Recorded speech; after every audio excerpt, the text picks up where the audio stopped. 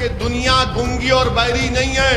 अभी एक दीवाना बाकी है जो तुम्हारे जुल्म की दास्तान को अवाम में और दुनिया के सामने रखता आया और रखता रहेगा, और हम गलत को गलत कहेंगे। तो ऑफिसर का काम ये नहीं है कि वो किसी भी एक समुदाय की, एक मजहब की तरफदारी करे, वो इंसाफ का काम करे।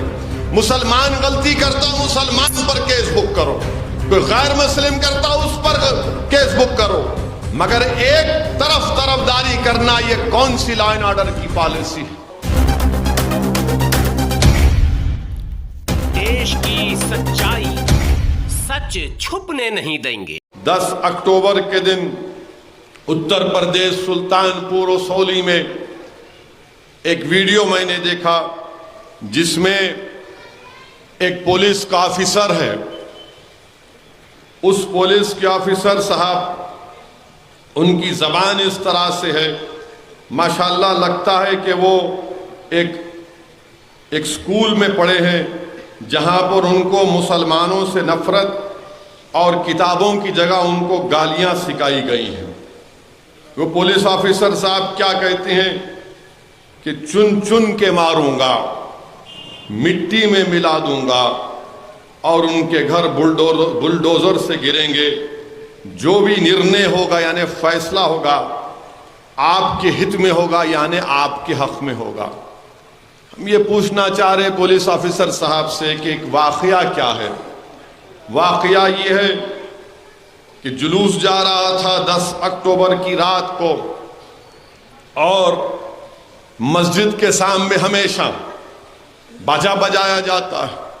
बल्कि मैंने एक किताब में पढ़ा था कि शायद वो आरएसएस के बानी थे या फिर गोलवालकर थे, जो अपनी किताब में लिखे कि इन्होंने शुरू किया था, आरएसएस के बानी ने, कि मस्जिद के सामने जाओ और जुलूस निकालो और ढोल बजाओ। आरएसएस के बानी ने लिखा, हेगडेवर ने, कि जब लोग डर रहे थे उस जमाने में ढोल बजाने, तो वो खुद अपने गले में ढोल डालकर बजाना शुरू कर दिया मस्जिद के सामने।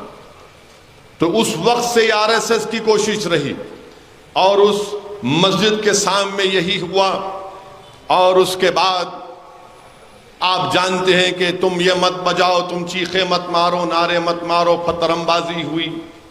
और उसके बाद मस्जिद की बेहुरमती की गई। ओसौली में एक मोहम्मद सागर साहब के घर को लूटा गया और 50 लोगों पर मुकदमा आयद किया गया, और माशाल्लाह से पूरे मुकदमे से मुसलमानों पर आयद हुए। और वहां पर कोई जाता नहीं उस मस्जिद को देखने के लिए भी, क्योंकि सुल्तानपुर उत्तर प्रदेश में। बल्कि मैं तो चाहूंगा कि आप लोग वो पुलिस ऑफिसर की जबान सुनिए, ताकि दुनिया को मालूम हो जाए कि किस तरह की जबान वो पुलिस ऑफिसर इस्तेमाल कर रहे हैं। और लोग ये भी देख लें कि जो लोग मजलिस पर और असदुद्दीन ओवैसी पर इल्ज़ाम लगाती हैं कि ओवैसी भड़काऊ भाषण देता है, आप सुनिए वो मोअज़्ज़िज़ पुलिस ऑफिसर की ज़बान को, और उसके बाद आप खुद समझ जाएंगे। बल्कि आपको उनकी ज़बान सुनाने से पहले ये बताना ज़रूरी समझता हूँ कि हर पुलिस वाला ये हल्फ लेता है। क्या हल्फ लेता है?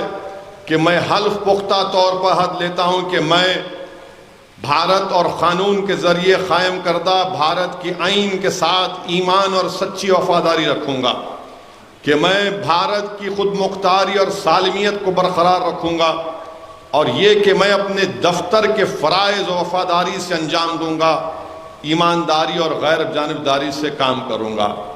अब आप इस मोहतरम के तकरीर के अल्फाज सुनिए, देखिए।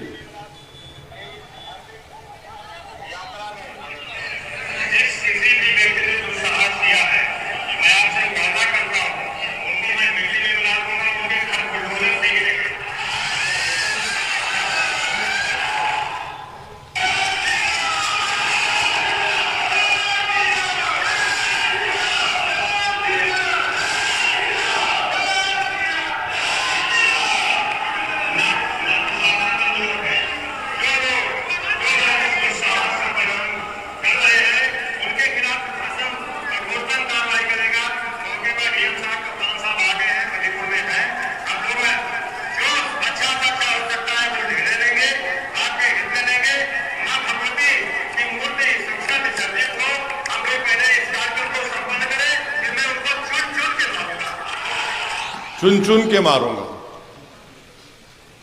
माने हम क्या कोई गाजर मूली हैं? नहीं, ये हो रहा है, ये हो रहा है। इस पर भारत के प्रधानमंत्री कुछ नहीं बोलेंगे, उत्तर प्रदेश के मुख्यमंत्री कुछ नहीं बोलेंगे। चुन चुन कर मारूंगा। यानी जो लोग मस्जिद में जाकर बेहुरमती किए, चुन चुन के मारूंगा, मिट्टी में मिला दूंगा, उनके घर बुलडोजर से गिरेंगे। जो भी निर्णय होगा आपके हक में होगा। ये पुलिस का काम है क्या?